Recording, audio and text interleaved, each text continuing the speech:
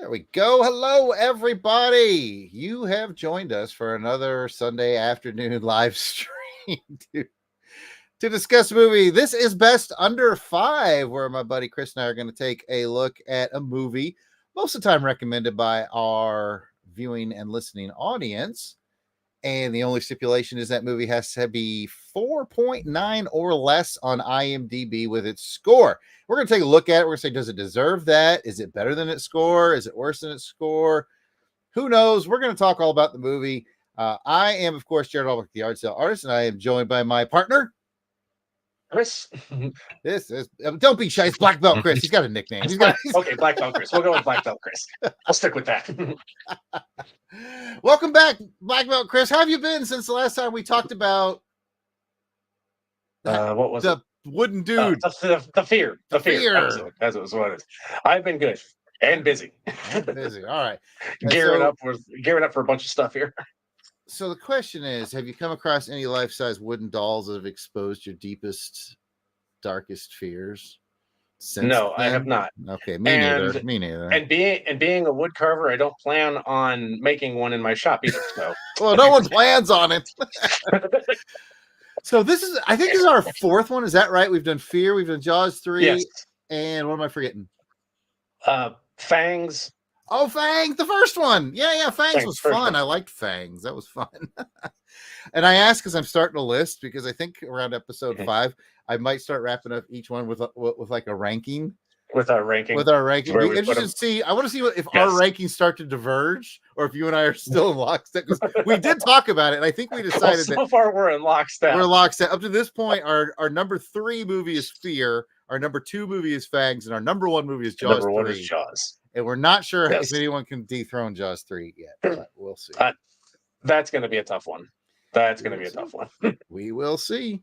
All right, I want to say hi to some people in the chat before we get going on our discussion. We have Auburn Elvis here, who already weighs in with a comment on the film, and I'll try to remember to get back to that. And then we have, of course, Matt Passo, who is a frequent hanger-outer and great suggestioner. I don't think any of those words were real, but he's a good dude, and we appreciate him here. And AU Kathy is in the chat. That is the MVP herself, and I believe this was Kathy's recommendation. Yes, this was her recommendation.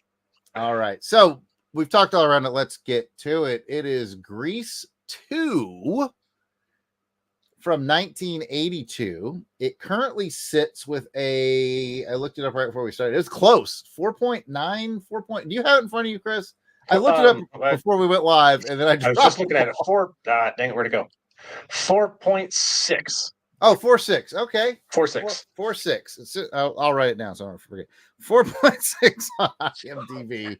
I have in front of me the Rotten Tomatoes scores. The critics give it a 35% or a 3.5, you know. The viewers, though, give it a 5.3 or 53%, if you will. So interesting stuff. So we're doing Grease 2. Grease 2, Kathleen. Grease 2. I guess we will start. I think it's probably best if we start with what is our history of the Grease franchise, as it were. And I'll let you go first, Chris. How did you come to Grease, and how did you come to Grease 2? I didn't come to Grease until, at least all the way until I met my wife, because I think up until the point I had met Christy, I had maybe seen Grease in pieces on TV. And then I think we've watched it together once, and I've also seen it as a stage musical while we were on a cruise once too. So I've seen it on film, I've seen it on stage. The stage version is great. and I like the film too. I like the original film. You know, musicals aren't really my thing. I do like a few of them: Les Mis, Chicago, Miss Saigon, Phantom of the Opera. But it's not my mainstay. And I will say I do like Grease. All right. And Grease 2, how did you come to that? This is the first time I've seen it. Oh boy, okay. This is the only time I've seen it. we might be in lockstep on that. Okay, so my Grease history is exceptionally recent. I saw the first one for the first time this past summer. I'm sure there's a summer love joke in there somewhere, but I'm not going to take it. I thought it was okay. Like you, I'm not. Okay, the whole franchise has got two strikes going against it the minute you press play when it comes to me. Because like you, I'm not big on musicals. Singing in the Rain, I like. Seven Brides for Seven Brothers, I like because the choreography is exceptionally good. And the greatest musical of all time to me is Blues Brothers. But those that's kind of where it ends. And then I have a natural disdain for high school movies. I don't. I've got some really good trivia here to connect what you just said. Okay, good. Some of the things you just said. Yeah, I don't really like musicals. I don't really like high school movies. It's just every time I watch a high school movie, even some of the, there's some that people out there absolutely love and their favorites and their classics and all that. And I watch them, I go, okay. Because to me, it's always like some Hollywood script writer's idea of what high school could have been, or they're like their fantasized version of like, I went to high school, you went to high school. I don't think anything nearly as interesting as happens in any high school movie happens in any right. Yeah, I'm gonna break some people's hearts here, or anger some people, I should say. But everybody fawns over Ferris Bueller's Day Off and The Breakfast Club, and those are movies we both grew up with. And they're high school movies. I watch them now, and I'm like, oh God, this is not that good. All right, I'll fight you on Ferris, but I will let you go on Breakfast Club. You're scot-free on that. Now, my problem with Breakfast Club, we're not reviewing that movie, but hey, we're talking about it. My problem with it is I watched it when I was about 40 for the first time. So okay. I'm identifying with the adults all the way through. Like, these kids suck. All right. Okay. So we've got a barometer. Now, this is also my first watch for Grease 2. And then, so I don't like musicals, and well, that's not fair to say. Let's say I don't gravitate towards musicals. I don't gravitate towards high school movies. And then this movie's got a third thing going against it, is I watched it this past week on Monday night when I had a terrible stomach virus. So I was kind of miserable when I was watching it. So that probably didn't help. But I see you in the chat, Kathy, and I will have nice things to say about the movie eventually. Just stay with me. All right. Speaking of the chat, let's say I think I said hey to everybody. Good. Yeah, Matt and Robert Elvis and Kathy. Good. Okay, so it's our core group. Yes. And bear with me just 1 second. We are going to get into discussing the film Grease 2, 1982. We both have notes. Let's do like we always. Let's get into a free for all and let discussion flow where it's going to flow from. Chris sometimes has cool trivia. I know Kathy does. Kathy's actually Chris is glancing off screen looking guilty, like maybe not today, Jarrod. I'm looking at my second monitor, and I've actually got quite a bit, and some of it's kind of wild. Oh, okay, cool. So you know what, Chris, just pick a topic and go. You get the first word as we get into the actual all right, discussion. So let's go with casting here. So apparently, let's see, this was Michelle Pfeiffer's first role, her first major starring role. And I was thinking back, and I was like, well, wait a minute, wasn't she in Scarface? And she had a fairly large role in that. Yeah, that's what I was thinking. Was this before or I should have checked that, because I got a lot of this off of IMDb, and I'm thinking that doesn't sound right. I got you covered. I'm scrolling. But it may have been her second. It may have been her second largest role. Let's see. Tom Cruise actually auditioned for Johnny Nagarelli. Really? Well, this would have been around his Outsiders era. Yeah. Okay. Yes. And I think they said he was too short. If I remember that hasn't changed, by the way. Yeah, no, it hasn't. Cher was going to play Paulette, but backed out because the script was unfinished at that point. Jennifer Beals was to play Sharon, but left to film Flashdance. Oh wow! So I mean, yeah. I could see where this would be kind of a Hollywood's hot ticket movie, for young, for that demographic. I met Courtney Gaines at a Comic-Con I was doing a few years ago, and we talked about Memphis Belle in that regard. He was like, it was the hot young actors movie to get Memphis Belle. So I could see this clearly tells me that Grease 2 was like that back in 19. Well, they're probably doing the production in 81. Yeah. 81 or so. Yeah. Let's see. Adrian Zemed was hot off TJ Hooker, when he got this role. Hell yeah. Yep. And he actually plays Danny Zuko in the Grease musical. Oh, okay. I was like, whoa, that's wild. And then I thought about it, and I dug up my wife's CD soundtrack from the musical. I'm like, wait a minute, yeah, that's. I think that's Adrian Zemed on the cover, because it's a shot from the back, and the jacket's Grease, and he's looking over to the side over his shoulder like that. And I'm thinking, I'm pretty sure that's Adrian Zemed. we have Christopher McDonald, so Shooter McGavin was a T-Bird. Yeah, exactly. When I saw him, I was like, that was my sign. I was like, I'm gonna make it through this movie. I'm gonna be okay, because I love Shooter. I love Christopher McDonald. I think he's a funny guy. So I was happy about that. By the way, I've done the research in the background while we were chatting. Scarface did come out in '83. So yeah. Okay. I thought Scarface was like an '81-ish movie, but it was '83. So she must have been doing both of these at about the same time then. Yeah, she was like, listen, I got to do the coked up mobster girlfriend thing, and then I got to do the pink lady bad girl thing. Yes. Got to jump from a coke dealer's girlfriend to high school. It's all good. It's all good. Yes. It had some heavy competitions in theater when it opened in June. We had E.T., Firefuck, Star Trek II, Poltergeist, Annie, The Thing, Blade Runner. All those in the theater at the same time. Just made a whole list of movies I would have rather watched than Grease 2. I'm sorry, Kathy. The joke was too easy. Yes. Yeah, you're not wrong. You're not wrong. I mean, my wife watched this with me. Like I was telling you off camera. My wife watched this with me Friday night, and even she, who's a big fan of Grease, she was like, "Yeah, this is not good." Oh man, you lost the wife vote. That's harsh, man. I know. She gave it a shot, but like me, it was some of those musical numbers. She was like, okay, well, you know what? Let's talk about that then. Let's talk about the musical numbers. You and I mentioned it briefly before we started recording. I definitely, and I don't think I'm telling anybody who's listening or watching anything they don't already know, but I think the songs, sort of the memorable songs from Grease 1, and yes, we're going to have to do a lot of comparison between the two films.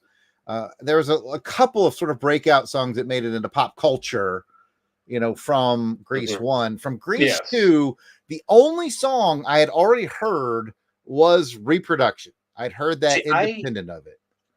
See, I had never heard any of these.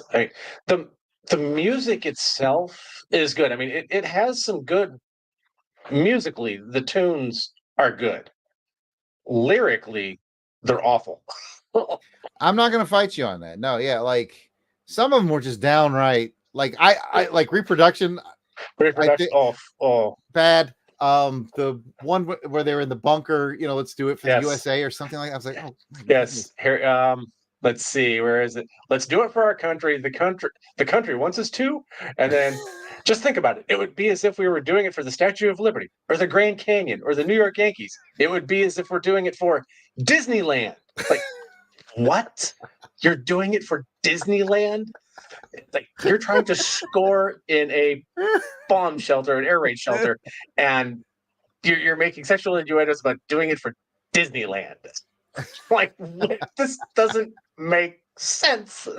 No, I agree with you. I think the lyrics removed, like the scores and the music and the beats and all that, they were fine.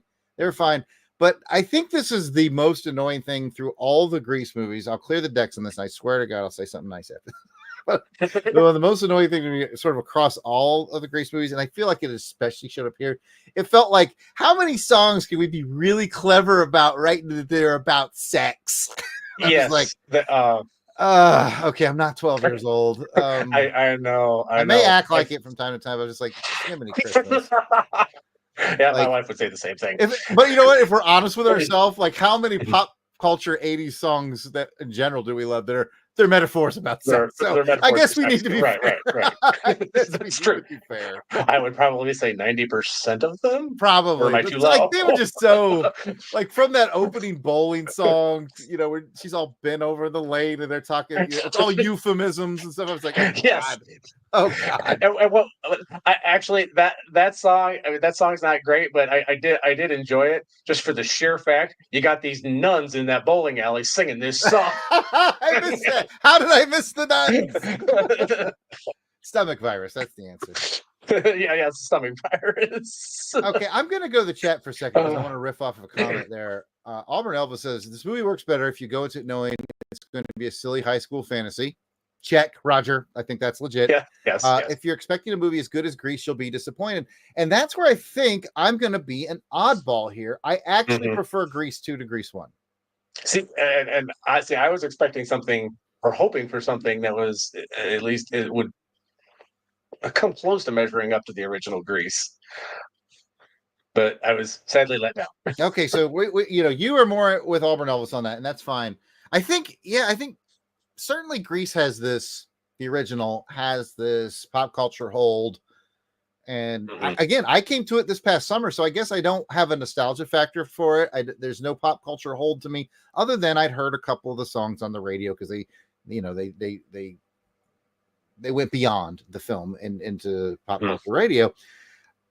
I liked this second one better because the first one, this is the dumbest thing I'm about to say. The first one feels like such a 70s movie because it was made in the 70s. Well, it wasn't the 70s. Right. But what I mean by that is it looks like a 70s movie, and because it was made in the 70s. And it kind of like, to me, it felt like, especially in the last third, it just really kind of meandered, and it kind of felt like they were kind of making it up as they went along as how they were going to end it. This one felt a little more, and this is going to sound stupid again, like an 80s movie because it was made in the 80s. I think it looks sharper. I think, like, just from its cinematography, the way it's blocked, the way it's shot, it just feels like a little more perfection was put into it. And I fully admit that I may be being fooled by film technology of the late 70s versus as it's, film technology makes some pretty big jumps as the 80s go. Yeah, and that's because you got a 5-year difference, and I wholeheartedly agree. Yeah, the way it was shot was definitely better. And I think the story overall, I mean, it's your typical high school story, love story. You got the T-Birds and the Pink Ladies, and then you got the new guy, and one of the Pink Ladies is falling for him, and and he's they're trying to keep it a secret. Basically, I shouldn't say trying to keep it a secret. He's trying to keep his identity, from I can't even think of Michelle Pfeiffer's character's name now. I'm trying to find it here in my notes. But I've got it up here. Kind of keeping himself. Stephanie. Stephanie's keeping herself. He's keeping himself the mystery man for Stephanie, because he thinks she wants this bad boy like a T-Bird. Yeah. The dynamic there is more fun and a slightly more complicated. And I think Auburn Ellis just mentioned something about that in the chat. And I think the fact that it's slightly more complicated makes the movie slightly more interesting. Like, if you just show me the first 5 minutes of Grease 1, I can pretty much tell you how it's going to go. I can pretty much. It's harder for me to tell you where it's going to go with Grease 2 because they have more key moving pieces between Stephanie, Michael, Paulette, Johnny, and because you see Johnny and you immediately kind of think John Travolta, but it's not about him. He's more of a supporting, so it's a little more complicated. Yeah, he kind of takes the back seat to Stephanie and the exchange student. Michael's character's name. Michael. Yeah, that's right. Michael. Yeah, he kind of takes the back seat. I do like the fact that spoiler alert for the end. It's like I do like the fact he kind of has a redemption arc. Even though it is kind of that whole luau at the end is kind of hokey, he has a bit of a redemption arc, at the end where he accepts Michael as a T-Bird. Yeah, it reminded me very much of it was. I looked at my wife and I said, "It's kind of a Karate Kid ending," yeah, you're right. It is. Johnny gives Daniel the trophy, and here we've got Johnny giving Michael the T-Bird jacket. I don't know what it says about my personality, but my favorite character throughout the entire franchise has been Craterface. I like Craterface because, much like Craterface, I just want to beat up all these kids. My ongoing joke for the Grease movies is, at what point does Jason Voorhees show up, or do they take a trip to Camp Crystal Lake? And then I'd really be into this franchise. I got to take a pause for a funny line from the chat from Matt Passo. He said, "Quote: Is today's script done? No. Okay, well, just give me a beat and I'll come up with something that sounds semi-raunchy, but PG." That is totally how the first Grease movie felt to me. This one felt, again, more planned out. It looked better. You know what? Again, well, I'm going to say some nice things because I want my friendship with Kathy to remain. Why haven't I seen, and Kathy's going to go off in the chat. I know she is. I don't know that I've seen anything else with Maxwell Caulfield. And he's a delightfully charming dude. He is. He is. I actually, doing my research on the trivia, he said that this movie actually hurt his career. It took him 10 years to recover from this movie. I was like, wow, because I went and I looked at his discography, his filmography, and I'm like, okay, yeah, he's been in some stuff here and there. It wasn't huge, no big huge roles. And then I started looking, like, 10 years until he started getting back into it, because he was in 90210 for the entirety of the series, entire run of the series. Oh, okay. I this is not me trying to be a cool guy or anything like that. I just literally have never seen an episode. I've never seen I it. haven't either. When I was digging, when he said 10 years to recover, and I started looking at his filmography, I'm like, I'm like, yeah, that about tracks. Poor guys like going in for movies in the 80s. Is like, hey man, you got a spot for me in Big Trouble in Little China? And they're like, yeah, come on in. Oh, says here you were in Grease too. Oh, come on, man. I thought he was a very likable part of Grease too. Like I dug the whole secret identity, and he's trying to fit in, and he really likes this girl. I liked his dynamic with Dolores, who was like, what was she, like 13, maybe just a little too young, but she was great. I'm trying to figure out what the deal was with Dolores. Like, man, she's short. Yeah, I think I like the fact she was a little too young, and I like when she was explaining that to him when they first kind of met the bowling alley. It was the hardest I laughed in the movie when she was like, "Yeah, but they think I'm too young right now," and someone in the parking lot randomly just literally yells out, "Go home, Dolores!" And I thought that, yes, like, poor Dolores, man. So she was charming, and he was charming, which is why I think I liked scenes with them together. Yeah.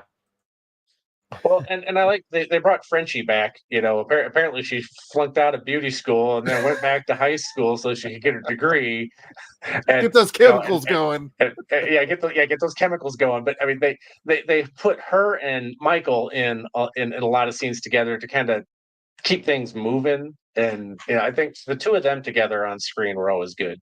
Yeah, they were sort of the narrative push. It was sort of when you see things and then it sort of reset with them. They definitely wanted you to remember that this is connected to the first one by using the Frenchie character. But yeah,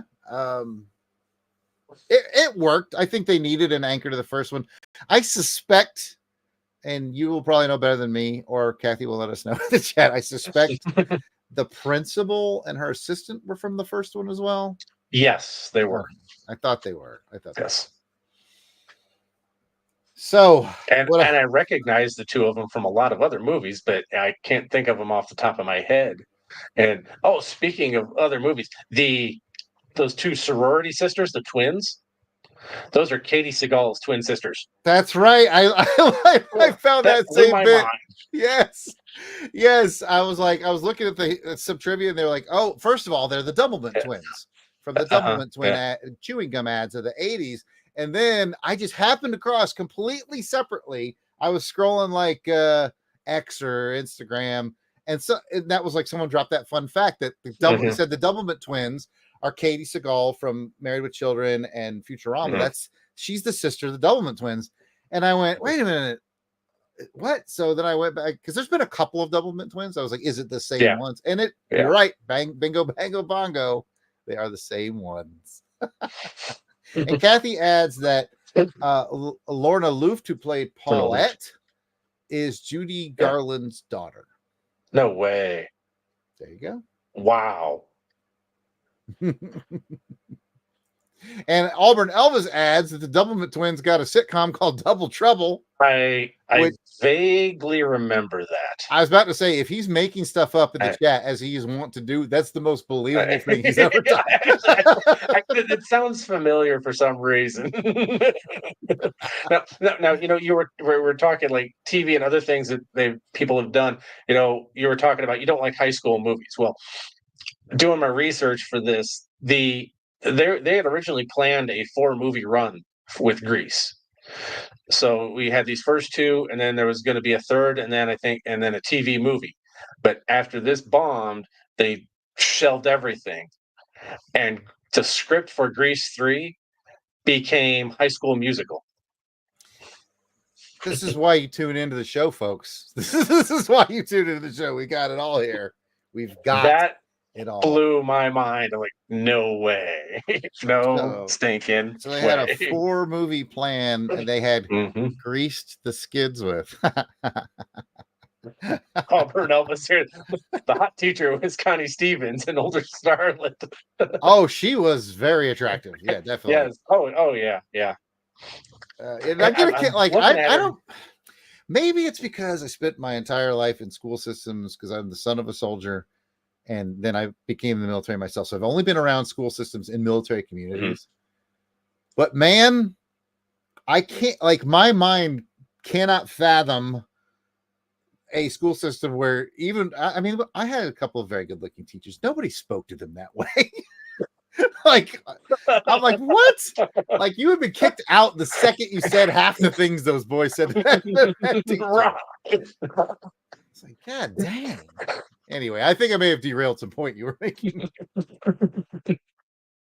Oh no! I but you're not wrong. I was just thinking, it's like, man, it's like, holy cow! All these seniors hitting on their teachers left and right. It's like, oh, they're like, oh, we've got this very sexy. I think she was a music teacher, and then the substitute guy came in and he was super handsome. That's what you do, right? You're a super handsome substitute guy. Yes, I watched that. I'm like, you know, that this never happens to me when I substitute teach. Thankfully for the kids, I never break out the song in the middle of class. Are you sure? Yes. I do get when they have when the teacher says, yeah, you can play music for, you know, when they're doing busy work, you know, I will get song requests. Some of them like, yeah, no, I ain't playing that. Because like, you know, guys, I may not listen to current music, but I know enough that, yeah, that one's not getting played in the classroom. You're not fooling me, kids. Yeah. Then I had a fifth grader one year ask me, you got any Whitesnake? Like, wait, you know who Whitesnake is? Yeah, like, yeah. Like, I can't play it for everyone, but you can go and play it on your own. I got all the jokes. What were we talking about? Grease 2. Yes. That's hilarious. I bet we could do an entire podcast series on Chris's adventures as a substitute teacher. But I imagine it was not like it was in Grease 2. No. Oh my goodness. So I'm going to reiterate some points, and if you have some that you want to add, go ahead, and then we can wrap up, and people in the chat can weigh in. Robert Elvis just asked, would you play reproduction in your class? No. That would be a no. Chris? No. That would be a negatory. Yeah. And Jim said High School Musical probably made more money in these movies, but you're probably right, and not just for inflation. Excuse me. Although I have to admit, I'm not trying to be a cool guy. I've never seen High School Musical either. I have never seen it either. That one did not appeal to me at all. I don't do a lot of musicals and high school movies now. You know, there are some high school movies I like, and they mostly have Jason Voorhees in them. There's not like I get a weird. I hope the FBI is not putting me on a list right now, but I get a weird sense of satisfaction watching a-hole teenagers get killed by Jason Voorhees. They get what they deserve. Yeah, I got what they deserved. Anyways, back to Grease 2. I did want to reiterate that I think it's cinematography, the way it's set up is really clean. It feels cleanly shot. It feels well thought out. I think Maxwell Caulfield is charming. Obviously, Michelle Pfeiffer is this absolute rising star. So it's neat to see where the best Catwoman came from. That's right, I said it. And there were a couple. I'd fight you on that one. Oh, really? Who's your Catwoman? Well, if you're gonna say Julie Newmar, then I'm with you all the way. By the way, just great. Eartha Kitt. I love Eartha Kitt too. I'm not gonna lie. Anyway, we're going to do a whole another podcast on Catwoman movie. So anyway, those were my positives. It did make me chuckle a couple of times. I particularly liked Dolores. She's just that sort of sassy, just outside the bubble of the group. And I enjoyed that. So I did find some things to like about it. Otherwise, like I said, the songs were a little bit too quote unquote clever for me. And one thing I didn't mention, Chris, that you and I did talk about pre-recording. This movie and the first one both share a thing that I don't like, and they're both too long. Okay. They're both right at 2 hours. And I'm like, man, Grease 2, you could have charmed my pants off if you were 90 minutes. But, it did feel long. It suffered from some pacing issues. I think they probably could have cut 10 minutes out of it, and it would have been much better. I remember watching Grease 1 over the summer, and I was kind of looking. There's a couple songs. I was like, they could have cut these 2 songs, and this movie would have streamlined a little better. And I feel the same way about Grease 2. Although it was, for some reason, it was easier for me in Grease 1 to identify the 2 songs I would cut. I'd have to watch Grease 2 again to go, which songs would I cut? I'd cut I'd cut the stupid Do It for the America. Do it for America. That would get cut immediately. Yeah, that would definitely get put on the cutting room floor. Yes. Yeah, that's one of those scenes where like reproduction over that one. Yeah, like Reproduction again is the only song that I feel like transcended the movie a little bit because I heard it outside of the movie. But I think it's because it had a real catchy beat and some real quote unquote clever lyrics. But I would say it has the catchiest beat of all the songs. Is probably Reproduction, even though it's probably my least favorite in terms of lyrics. Well, no, I think I didn't like the Fallout Shelter Bunker song because that's just weird. It's one of those scenes where I was like, there's like these movies are made by teams of people. There's producers and directors and actors, and nobody was like, I don't know about this. Nobody questioned putting this in the movie. Like somebody should have sat down and said, "Yeah, now this just doesn't work. This is not good." I get the point. You know, boys get frisky and they'll do any kind of dumb plot to get the girl. Right. And I think the only thing that made it kind of work, even though I don't, and ultimately I said doesn't work. The only dash of entertainment I got out of it is how. I think she was not being obtuse. I think she was completely oblivious to they were both talking about 2 different things. Yes. Well, I think they were up until the end. Up until the end. Yeah. Oh no, Jim, don't do it. Jim in the chat. No, don't do it, Jim. Don't do it. I have to listen to Reproduction. I just remember the first time I heard, because I listened to various streaming 80s radio channels, on the computer. And it might have been the one I really like. The one I stream a radio station out of Germany because that's where I lived in the 80s, and the German taste in 80s music was exceptionally similar, but on the fringes it was different, and so you hear some stuff you wouldn't hear on a common pop 80s station here, and that might have been where I heard it. Yeah. Okay. Yeah. I actually, after watching the movie, and I was scrolling through Instagram. I think it was either early this morning or late last night. And one of the 80s accounts I follow had put up a clip from the movie of that Reproduction bit. And I thought, oh my God, no way. No stinking way. You're trapped now. You're trapped. I commented on it. I said, I never thought I'd hear this song again, and here it is. I just watched this movie for a podcast I'm doing, and now it shows up here. You know how these feeds are. They look at what you search, and they know. Yeah. But anyway, so those are kind of my final thoughts on it. There was a few things I liked. In the end, I did like it better than the original. I felt it like it was a little more tightly done, like a little more thought went into it. Not hugely better than the original, not like, oh, by a mile. If you listen, I don't plan to watch either one of them again. But if you put me in a prison and you're like, listen, to escape, you need to watch one of these two movies. I'm taking Grease 2.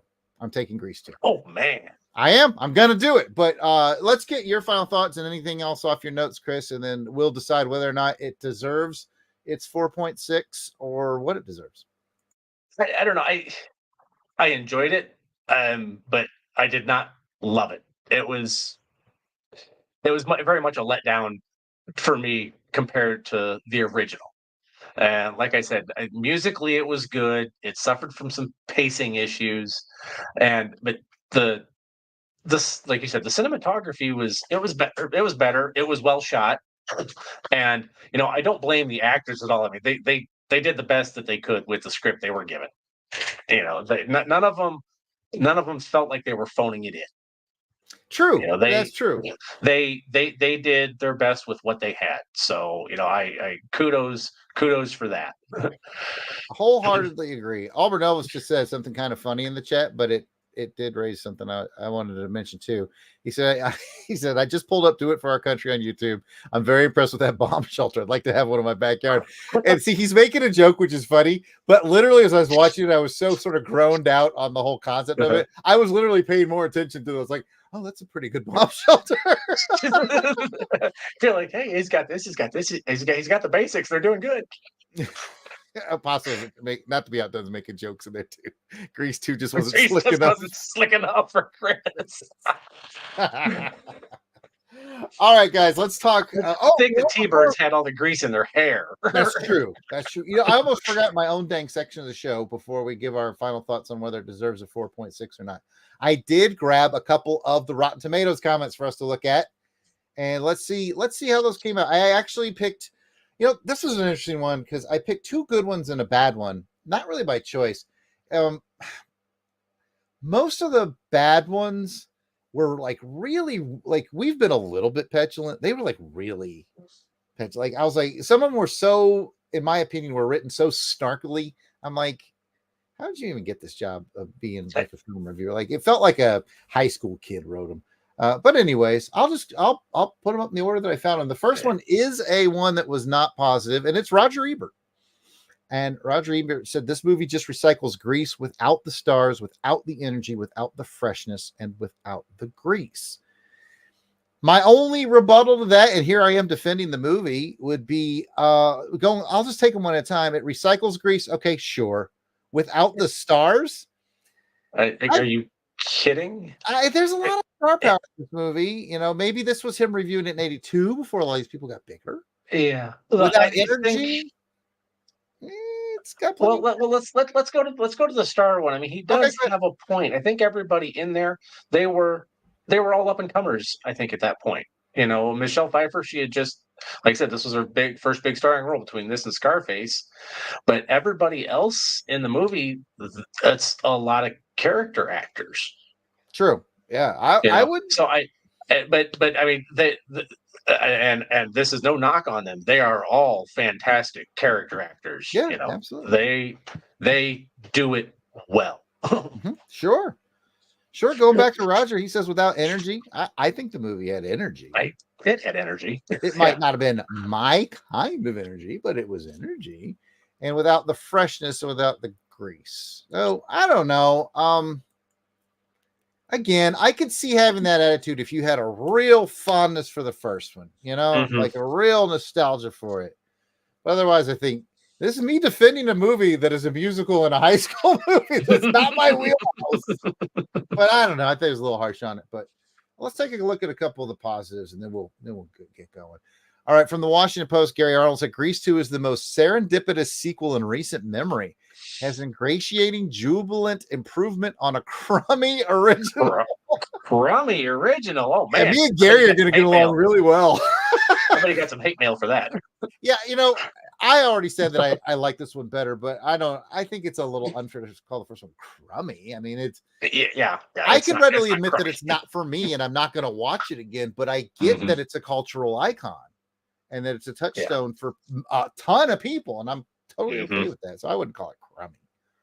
That was him from Washington Post. So my last one is from the Variety.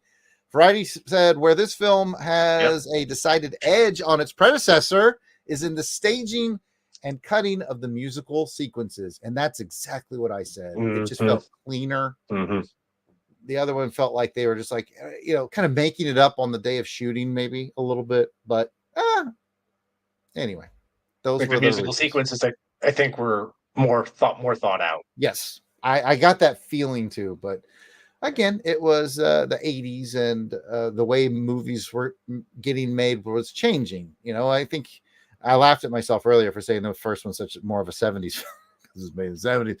But like a lot of 70s films feel just a little sloppier, and then 80s films I just feel a little tighter. And that just may be a weird bias that I have. All right, those were the comments. Well, let's wrap it up. I think we decided you looked it up. It had a 4.6. 6. What do you think, man? Higher, lower, accurate? I am actually leaving it squarely where it's at. I don't think it deserves anything less. It delivers on the nostalgia of the original, the core, and the choreography, I think, and the music, I think, saves it for me knocking it any lower. From what it suffers in pacing and bad lyrics, it makes up for in the way it was shot and the music itself. I wouldn't fight you on that at all, my friend. Just for comparison's sake, we've obviously compared it a lot to the original during this recording. The original has a 7.2. That's a pretty big disparity. Wow. Yeah, that's a pretty big disparity. So I guess by my own logic, I have to give this movie a 7.3 since I liked it a little bit. You painted yourself into a corner here. I really did. So actually what I'd like to do is I'd like to take the original Grease in Jarrod World. It is not a 7.2. The original is a 5.0. It is dead center. And I will give Grease 2 a 5.1. that is how I'm going to do it. So Grease 2 gets a 5.1. I will bump it up just a little bit, which I didn't think I was going to do when I originally watched it. But I figured you were going to knock it down a few points. At the time I was watching with that stomach virus and everything, I was like, oh my gosh, this, and then, but I'm glad that I waited a few days and really thought about it. And I'm glad that people like Kathy bring the movies to it, because I'm like, I don't want to sit there and that's never been the brand of Longbox Crusade in general, is to sit there and trash. I was like, what is it? What are folks seeing in this that they like? What can I say? Yeah, I like that as well. So yeah, well, my wife is the one that said something, because we were talking about this Friday night, and I said this was a rough one. She goes, but the music itself was good, and then you've got Johnny's redemption arc, and I'm like, yeah, you're right. Those were good. And again, I think Max Caulfield was charming. I hate that this torpedoed his career, because I thought I thought he was good. I thought he deserved to be in. I would have liked to see him in some more 80s stuff, but apparently it's going to be to the 90s before this poor guy gets anymore. Somehow Michelle Pfeiffer dodges that bullet and ends up being in tons of good stuff. I'm impressed he could drop that accent as well as he did.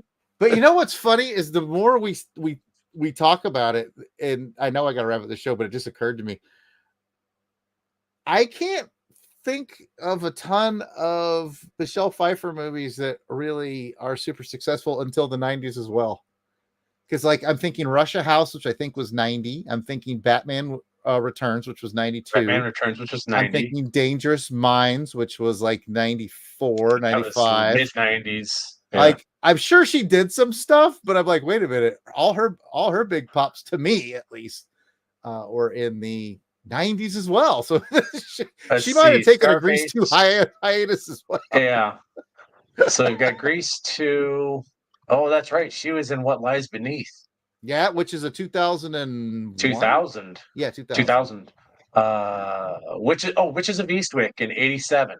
There you go. Okay, I knew there was something in there I wasn't remembering. Yeah. But nothing huge. That's weird. Oh man, I'm glad Auburn was sounded off Anyway. once again in the chat before we go, because my favorite line of the movie is when Max Caulfield was trying to play golf and he said, "You read any Superman comic books lately?" Yeah. I was like, that is Oh, that's something I would have Wait. said. Well, I'm looking at Michelle Pfeiffer's discography here. We are both very remiss for forgetting this one, Lady Hawk in '85. Lady Hawk. Oh my gosh. I can't believe we forgot about that. Yeah, we no longer deserve a movie discussion show. Yeah, no kidding. Forget that one. I even have it on. I even have a special edition on Blu-ray upstairs. Yeah, Lady Hawk. That's another movie I came to way late in life, like maybe a year or two ago, and I was like, wow. it's finally time for me to watch Lady Hawk, and I was like, this is fantastic. This is super fan. Anyway, yeah, Auburn Ellis got there in the chat with us. He dropped the Lady Hawk reference. So cool. Folks in the chat, thank you guys for being here. If you have any suggestions for best under 5, if you get them in there right now, we're wrapping it up. I'll write them down. But don't feel pressured, because you can always go to at LONGBOX CRUSADE at X, Facebook, Instagram, and YouTube, and put your suggestions right there in any comments. You can send them to us directly. We write them down. I keep track of them in my little notes on my phone, and who knows what's going to be coming up next for us. I do know that our friend Chris here is going to be unable to make the next 2 first Sundays of the month due to some family travel requirements. So we won't see Chris until February. I might squeeze in 1 or 2 shows with a different guest host, but if not, look for us in the first Sunday in February. That's when we will certainly be back, barring any illness, injury, or some weirdness that comes up. So somebody out there pony up. That's right. Somebody out there step up. Volunteer as tribute. Yeah. this is way too fun to stop. It is. It is a lot of fun. It is a lot of fun. Because I told Jarrod, I said, you find somebody to take my spot for 2 months. I said, tell me what you're watching. I will watch them, and I will do an audio recording or type down my few of my thoughts. So we will just have to see. All right. Before we get out of here, I already told you where you can find Longbox Crusade. Just as a reminder, it's at Longbox Crusade, X, Facebook, Instagram, YouTube, all your podcatchers out there. I am, of course, at Yard Sale Artist, X, Facebook, and Instagram. Chris, tell people where they can find you, sir. You can find me on X at BlackBeltX21. There you go. Black Belt X21 on the X. And until next time, I've forgotten what clever catchphrase we came up with for the show. Well, I came up with one for the intro, not the outro, though. I guess we could use it for the outro, it doesn't quite work. And actually, I can credit my son for helping me with this, because he goes, yeah, your intro should be, welcome to the Best Under 5, where the podcast is better than the movie. That's for the fans to decide, but I like it. I like it. And I said, yeah, but we need something for the exit, man. Come on. And we're, even my wife, we're all like, what could we do for the exit? We're struggling. For now, our exit is just bye. See ya. See ya, everybody. We'll see you for the next time we find a movie that is 4.9 or lower on IMDb. Thank you for joining us, and bye.